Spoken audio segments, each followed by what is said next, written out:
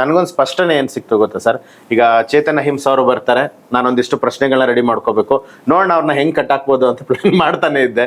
But ಇಲ್ಲಿ ನನಗೇನು ಗೊತ್ತಾಗಿದ್ದು ಅಂದ್ರೆ, ಚೇತನ್ ಅವ್ರು ಯಾವುದೇ ಹೇಳಿಕೆ ಸುಮ್ನೆ ಕೊಡೋದಿಲ್ಲ, ಆಳವಾಗಿ ಅಧ್ಯಯನ ಮಾಡಿರ್ತೀರಾ, ಹಿನ್ನೆಲೆ ತಿಳ್ಕೊಂಡಿರ್ತೀರಾ. ಸೊ ಅದಕ್ಕೆಲ್ಲ ಹೇಗೆ ಪ್ಲಾನ್ ಮಾಡ್ಕೊಳ್ಳೋದು? ಇಲ್ಲ, ನಾನು ಬಹಳ ಓದ್ತಾ ಇರ್ತೀನಿ. ಮತ್ತೆ ಮುಖ್ಯವಾಗಿ ನಾನು ಈ ವಿಚಾರಗಳ ಮೇಲೆ ಆಸಕ್ತಿ ಇಟ್ಕೊಂಡು ನಾನು ಓದಿದ್ದು, ನಾನು ಸ್ಟಡಿ ಮಾಡಿದ್ದು. ಕಾಲೇಜ್ನಲ್ಲೂ ನಾನು ಆರ್ಟ್ಸ್ ಹ್ಯುಮ್ಯಾನಿಟೀಸ್ ಓದಿದ್ದು. ನಿಜವಾಗಿ ದೇಶ ಕಟ್ಟೋಸಿ ನಮ್ಗೇನ್ ಗೊತ್ತಾ ದರ್ಶನ್ ಅವರೇ, ಬಿಸ್ನೆಸ್ ಮಾಡೋ ನೀವು ದುಡ್ಡು ಮಾಡ್ಕೊಳಕ್ ಮಾಡ್ತೀರ. ನೀವು ಸೈನ್ಸ್ ಹೋದ್ರೆ ನೀವು ಒಂದು ಸೆಕ್ಯೂರ್ ಜಾಬ್ಗೆ ಹೋಗ್ಬೋದು. ಹೌದು. ಆರ್ಟ್ಸ್ ಹೋದ್ರೆ ಈ ಸಮಾಜ ಅದನ್ನ ನೋಡೋ ದೃಷ್ಟಿನೇ ಸರಿ ಇಲ್ಲ. ಬಟ್ ಆರ್ಟ್ಸ್ ಓದೋರೆ ದೇಶ ಕಟ್ಟೋರು, ಆರ್ಟ್ಸ್ ಓದೋರೆ ಕಲ್ಪನಾ ಶಕ್ತಿ ಬೆಳೆಸೋರು. ಆರ್ಟ್ಸ್ ಒಂದು ಸಾಹಿತ್ಯ, ಇತಿಹಾಸ, ಮಾನವಶಾಸ್ತ್ರ, ಅರ್ಥಶಾಸ್ತ್ರ, ಸಮಾಜಶಾಸ್ತ್ರ, ರಂಗಭೂಮಿ ಇಂಥದ್ದು ಓದಿದಾಗ ನಿಮ್ಮ ವ್ಯಕ್ತಿತ್ವ ಬೆಳೆಯುತ್ತೆ, ನಿಮ್ಮ ವಿಶಾಲವಾದ ಮನಸ್ಥಿತಿ ಬೆಳೆಯುತ್ತೆ. ಅದನ್ನ ಸಮಾಜದ ಸಮಸ್ಯೆಗಳಿಗೆ ನೀವು ಪರಿಹಾರ, ನೀವು ಭೀಮಬಾಣ, ರಾಮಬಾಣ ಅನ್ನಕ್ಕಿಂತ ನಾನು ಭೀಮಬಾಣ ಅಂತ ಬಳಸಿ ಅದನ್ನ ಉತ್ತಮಗೊಳಿಸ್ಬೋದು. So arts ಓದೋನ್ನ ಕಡಿಕಣಿಸ್ಬಾರ್ದು. ಯಾವುದೇ ಸಮಾಜದಲ್ಲಿ ಆರ್ಟ್ಸ್ ಓದಿಲ್ಲ ಅಂದ್ರೆ ನಮ್ಗೆ ಸಮಾಜಕ್ಕೆ ಬಹಳ ಧಕ್ಕೆ. ಏನ್ ಹೇಳ್ತೀನಿ ಗೊತ್ತಾ ದರ್ಶನ್ ನೋಡಿ, ಇವತ್ತು ಬಹಳ ಜನ ನಮ್ಮ ಭಾರತದಲ್ಲಿ ಲಕ್ಷಾಂತರ ರೂಪಾಯಿ ತಿಂಗಳು ದುಡ್ಡು ಮಾಡ್ತಾ ಇದಾರೆ, ಸಮಾಜನ ಅರ್ಥ ಮಾಡ್ಕೊಂಡಿಲ್ಲ. ಆರ್ಟ್ಸ್ ಓದೋರಿಗೆ ದುಡ್ಡು ಜಾಸ್ತಿ ಸಿಗಲ್ಲ, ಬಹಳ ಚೆನ್ನಾಗಿ ಸಮಾಜ ಅರ್ಥ ಮಾಡ್ಕೊಂತಾರೆ. ನನಗೆ ಎಷ್ಟೋ ಬೆನಿಫಿಟ್ ಇದೆ, ಯಾಕಂದ್ರೆ ನನಗೆ ಒಂದು ಸೆಕ್ಯೂರ್ ಫ್ಯಾಮಿಲಿಯಿಂದ ಬರ್ತೀನಿ. ಆದ್ರೆ ನಮ್ಮ ಆರ್ಟ್ಸ್ ಓದೋ ಯುವಕರು ಯಾವುದೇ ಸಮುದಾಯದಿಂದ ಬರ್ಲಿ, ಅವ್ರಿಗೆ ಸಮಾಜನ ಕಟ್ಟಕ್ಕೆ ಬಹಳ ಸಾಧ್ಯತೆಗಳಿದೆ, ಬಹಳ ಪ್ರತಿಭೆ ಇದೆ, ಸಾಮರ್ಥ್ಯ ಇದೆ. ಅಂಥವ್ರು ನಮ್ಗೆ ಸಮಾಜ ಪ್ರತಿನಿಧಿಗಳಾಗಬೇಕು, ಅಂಥವ್ರು ನಮ್ಗೆ ಬುದ್ಧಿಜೀವಿಗಳಾಗಬೇಕು, ಅಂಥವ್ರು ಇಂಟರ್ವ್ಯೂ ಕೊಟ್ಟು ಸಮಾಜದಲ್ಲಿ ವಿಚಾರ ತಲುಪಬೇಕು, ಅಂಥವ್ರು ಕೇಟರ್ ಕ್ಯಾಂಪ್ ಲೀಡ್ ಮಾಡಬೇಕು. ಅಂಥವ್ರಿಂದ ಬಹಳ ಒಳ್ಳೆ ಪರಿಹಾರ ಇದೆ. ಆ ವಿಚಾರಗಳು ನಾನು ಯೋಚನೆ ಮಾಡಿ ಓದಿ ತಿಳ್ಕೊಂಡು ನಾನು ಸ್ಟೇಟ್ಮೆಂಟ್ ಕೊಡ್ತೀನಿ. ಆ ಸ್ಟೇಟ್ಮೆಂಟ್ಗಳು ಸ್ವಲ್ಪ ವಿವಾದಗಳಾಗಬಹುದು, ಆದ್ರೆ ಹೋಗ್ತಾ ಹೋಗ್ತಾ ನಾನು ಅದನ್ನ ಬಿಡಿಸಿ ಹೇಳಿದ್ಮೇಲೆ ಅದು ಸ್ವಲ್ಪ ಸಮಾಜಕ್ಕೆ ಇಲ್ಲ ಇದ್ರ ಸತ್ಯ ಇರಬಹುದು ಅಂತ ಒಪ್ಕೊಳ್ಳೋ ದೊಡ್ಡ ಗುಣ ನಮ್ಮ ಕರ್ನಾಟಕ ಜನರಲ್ಲಿದೆ, ನಮ್ಮ ಭಾರತ ದೇಶದಲ್ಲಿದೆ. ಓಕೆ, ಅದೇ ರೀತಿಯಾಗಿ ನನಗೆ ಮತ್ತೊಂದು ಸ್ಪಷ್ಟನೆ ಬೇಕು. ಈಗ ಬೆಂಗಳೂರು ಕಡ್ದಂತ ಕೆಂಪೇಗೌಡ, ಎಲ್ಲರೂ ಅವ್ರನ್ನ ಒಬ್ಬ ದೈವಮಾನವನ ರೀತಿನಲ್ಲಿ ಪೂಜೆ ಮಾಡ್ತಾರೆ, ಕೆಂಪೇಗೌಡ ಜಯಂತಿಗಳನ್ನ ಆಚರಣೆ ಮಾಡ್ತಾ ಬರ್ತಾರೆ.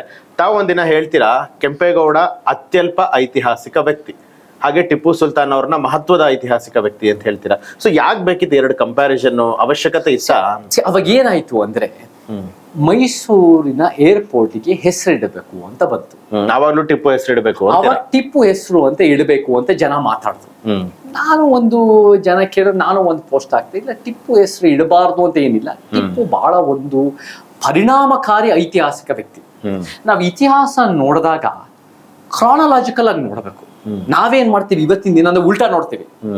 ಇವತ್ತಿನ ದಿನ ಹೆಂಗ್ ಉಲ್ಟಾ ನೋಡ್ತೀವಿ ಅಂದ್ರೆ, ಇವತ್ತಿನ ದಿನ ಯಾವುದು ಶಕ್ತಿಗಳು ಪ್ರಭಾವಿ ಇರ್ತವೋ ಆ ಶಕ್ತಿಗಳು ಇತಿಹಾಸದಲ್ಲಿ ಒಂದು ವ್ಯಕ್ತಿ ತೆಗೆದ್ಬಿಟ್ಟು ಇವನ್ ನಮ್ ನಾಯಕಿ ಅಂತ ತೆಗಿತಾರೆ. ಹಂಗ್ ನೋಡಕ್ಕಿಂತ ಕ್ರಾನಲಾಜಿಕಲ್ ಆಗಿ ನೋಡಿದ್ರೆ ಇತಿಹಾಸ ಒಂದು ಮಟ್ಟಿಗೆ ಅರ್ಥ ಆಗತ್ತೆ. ನಮಗೆ ಇತಿಹಾಸದಲ್ಲಿ 1780 to 1799 ಟಿಪ್ಪು ಸಾಯೋದು, 4th ಮೈಸೂರು ವಾರ್ನಲ್ಲಿ. ಟಿಪ್ಪು, ನಾನು ಹಿಂಸೆನೂ ಒಪ್ಪಲ್ಲ, ಟಿಪ್ಪುನು ಕೂಡ ಈಸ್ ಅ ವಾರಿಯರ್. ಸೊ ನನಗೆ ವಾರಿಯರ್ಗಳು ನಾನು ಒಪ್ಪಲ್ಲ. ಬಟ್ ವಾರಿಯರ್ ಅಂದ್ರೂ ಕೂಡ he was a very revolutionary thinker. ಮತ್ತೆ ಅವತ್ತಿನ ಕಾಲದಲ್ಲಿ ಅಂತಾರಾಷ್ಟ್ರೀಯ ಮಟ್ಟದಲ್ಲಿ ಹೆಸರು ಮಾಡ್ಕೊಂಡಿರೋರು. ಫ್ರೆಂಚ್ ವಿಚಾರದಲ್ಲೂ ಫ್ರೆಂಚ್ ಜೊತೆನೂ ಸೇರ್ಕೋಬೇಕು, ಬ್ರಿಟಿಷ್ನವ್ರ ವಿರುದ್ಧ ಹೋರಾಟ ಮಾಡೋದು. ಅವ್ರು ಬಹಳ ಒಂದು ಅವರ ಕ್ಯಾಲೆಂಡರು, ಅವರ ಒಂದು ನೀರಾವರಿ ಮಾಡಿರೋ ವಿಚಾರಗಳು, ಅವರು ಸಿಪಾಯಿಗೆ ದುಡ್ಡುಗಳು ಕೊಟ್ಟಿರೋದು, ಅವ್ರು ಮಾಡಿರೋ ಎಕ್ಸ್ಟ್ರಾರ್ಡಿನರಿ ಕೆಲಸಗಳು ಬಹಳ ಇದಾವೆ.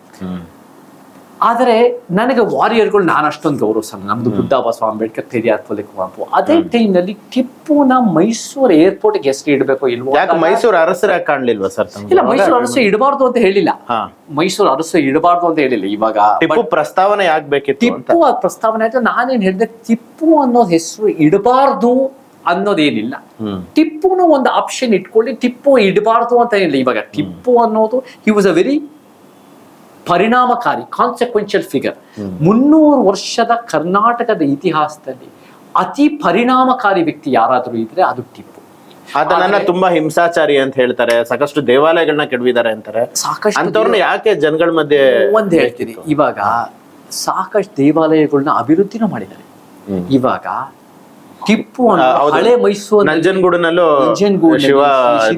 ಇವಾಗ ಟಿಪ್ಪು ಹಳೆ ಮೈಸೂರಿನಲ್ಲಿ ಬಹಳ ಒಂದು ಸೌಹಾರ್ದತೆಯಲ್ಲಿ ಬದುಕ್ತಾರೆ. ನಾನು ಟಿಪ್ಪುನ ಸಮರ್ಥಿಸ್ಕೊಂತ ಇಲ್ಲ, ಯಾಕಂದ್ರೆ ನಾನು ಹಿಂಸೆ ಸಮರ್ಥಿಸ್ಕೊಳ್ಳಲ್ಲ. ಆದ್ರೆ ಸಾಮ್ರಾಜ್ಯ ವಿಸ್ತರಣೆ ಅಂತ ಬಂದಾಗ ನಿಮ್ಗೆ ಏನಾಗ್ಬಿಡುತ್ತೆ ಅಂದ್ರೆ, ನಿಮಗೆ ಬೇರೆಯವ್ರ ಮೇಲೆ ಯುದ್ಧ ಮಾಡ್ಬೇಕು. ಟಿಪ್ಪು ಬರೀ ಸೋ ಕಾಲ್ಡ್ ಹಿಂದೂಗಳ ಮೇಲೆ, ಜಾತಿಗಳ ಮೇಲೆ ಯುದ್ಧ ಮಾಡಿಲ್ಲ. ಮಾಪಿಲ ಮುಸ್ಲಿಮ್ಸ್ ಸಾಯಿಸಿದ್ದಾರೆ. ಯಾರೇ ಅವ್ರ ಮೇಲೆ ದಂಗೆ ಹೇಳ್ತಾರೋ ಅವ್ರ ಯುದ್ಧದಲ್ಲಿ ಸೋಲ್ಸಿದ್ದಾರೆ. ರಾಜನೀತಿ. ಬಟ್ ಹಾಗಿದ್ದಾಗ ನನಗೆ ಈ ರಾಜನೀತಿನೂ ನನಗೆ ಯುದ್ಧಕ್ಕೋಸ್ಕರ ಸಾಮ್ರಾಜ್ಯ ವಿಸ್ತಾರ ನಾನು ಒಪ್ಪಲ್ಲ. ಆದ್ರೆ ವಾರಿಯರ್ ಅಂದಾಗ ನಾವು ಬೆಂಗಳೂರು ಏರ್ಪೋರ್ಟ್ಗೂ ಒಂದು ವಾರಿಯರ್ ಹೆಸರು, ಒಂದು ಕೆಂಪೇಗೌಡ ದೊಡ್ಡದಾಗಿ ಮೀಸೆ ಇಟ್ಕೊಂಡು ಖಡ್ಗ. ಅವ್ರು ಹೇಳ್ತೀನಿ ನಮ್ಗೆ ಟಿಪ್ಪು ಸುಧಾರಣೆ ಬೇಕು, ಟಿಪ್ಪು ಖಡ್ಗ ಬೇಡ. ಆದ್ರೆ ಆಗ್ಲೇ ನಾವು ಬೆಂಗಳೂರು ಏರ್ಪೋರ್ಟ್ ನಲ್ಲೂ ಕೂಡ ನಾವು ಒಂದು ವಾರಿಯರ್ ಅಂತ ಹೇಳಿರೋ ವ್ಯಕ್ತಿ ಕೆಂಪೇಗೌಡ, ಒಂದು ದೊಡ್ಡ ಮೀಸೆ, ದೊಡ್ಡ ಖಡ್ಗ. ಅವ್ರನ್ನ ಎಷ್ಟೋ ಒಂದು ಅಲ್ಲಿ ಏರ್ಪೋರ್ಟ್ ನಲ್ಲಿ ದೊಡ್ಡ ಪ್ರತಿಮೆ ಹಾಕಿ ಏರ್ಪೋರ್ಟ್ಗೆ ಕೆಂಪೇಗೌಡ ಇಂಟರ್ನ್ಯಾಷನಲ್ ಏರ್ಪೋರ್ಟ್ ಅಂತ ಇಟ್ಟಿದ್ವಿ. ಕೆಂಪೇಗೌಡನ ಇತಿಹಾಸ ಓದಿರೋ ನಾನು, ಇತಿಹಾಸನ ವಿದ್ಯಾರ್ಥಿ. ನಾವು ಚಿಕ್ಕ ವಯಸ್ಸಲ್ಲಿ ಇದ್ದಾಗ ದರ್ಶನ್ ಅವರೇ, ಕರ್ನಾಟಕದಲ್ಲಿ ನೀವು ಇತಿಹಾಸ ಟೆಕ್ಸ್ಟ್ ಬುಕ್ಸ್ ಓದ್ರೆ ಕೆಂಪೇಗೌಡ ಇರ್ಲಿಲ್ಲ. ಕೆಂಪೇಗೌಡದ ಬಗ್ಗೆ ಏನು ಓದೇ ಇಲ್ಲ. ಏನಾಯ್ತು, ನನ್ನ ಗ್ರಹಿಕೆ, ನನ್ನ ಓದು ತಿಳುವಳಿಕೆ ತಕ್ಕಂತೆ ಕೆಲವು ಸಮುದಾಯಗಳು ಗಟ್ಟಿಯಾಗಿ ಬೆಳೀತಾರೆ. ಈ ನಮ್ಮ ರಾಜ್ಯದಲ್ಲಿ ಲಿಂಗಾಯತ ಒಕ್ಕಲಿಗರು ಪ್ರಭಾವಿ ಸಮುದಾಯಗಳು, ಅವರ ಒಂದು ಭೂಮಾಲೀಕ ಸಮುದಾಯಗಳು, ಅವ್ರದ್ದೇ ಆದ ರಾಜಕೀಯ ಪಕ್ಷಗಳು. ಇವಾಗ ಬಿಜೆಪಿಗೆ ಲಿಂಗಾಯತರ ಹೆಚ್ಚು ಪ್ರಭಾವ ಇದೆ, ಅವ್ರಿಗೋಸ್ಕರ ಪ್ರಾತಿನಿಧ್ಯ ಕೊಡುತ್ತೆ. ಒಕ್ಕಲಿಗರ ಹಳೆ ಮೈಸೂರಿನಲ್ಲಿ JDSಗೆ ಒಂದು ದೊಡ್ಡ ಶಕ್ತಿ ಇದೆ, ಒಂದು ಕುಟುಂಬ ನಡೆಸ್ತಾರೆ, ಈ ದೇವೇಗೌಡ ಕುಟುಂಬ. ಅವರು ಒಂದು 5-6 ಜಿಲ್ಲೆಗಳ ಪ್ರಭಾವ ಇದೆ. ಅವರು ಭೂಮಿ ಇರೋ ಸಮುದಾಯಗಳು, ಅವ್ರಿಗೆ ಮಠಗಳಿದೆ, ಇಬ್ರಿಗೂ ಮಠಗಳಿದೆ, ಇಬ್ರಿಗೂ ಒಂದು ಶಿಕ್ಷಣದ ವ್ಯವಸ್ಥೆ ಇದೆ. So there upper caste Shudra. So ಏನಾಗತ್ತೆ ಅಂದ್ರೆ ಒಕ್ಕಲಿಗರು ಇವಾಗ ಬೆಳ್ಕೊಂಡಷ್ಟು ಒಕ್ಕಲಿಗರಿಗೂ ಅವ್ರಿಗೆ ಒಂದು ಸೋಕಾಲ್ ತೋಳು ಬಲದ ಪುರುಷತ್ವದ ನಾಯಕರು ಬೇಕಾಗ್ತದೆ.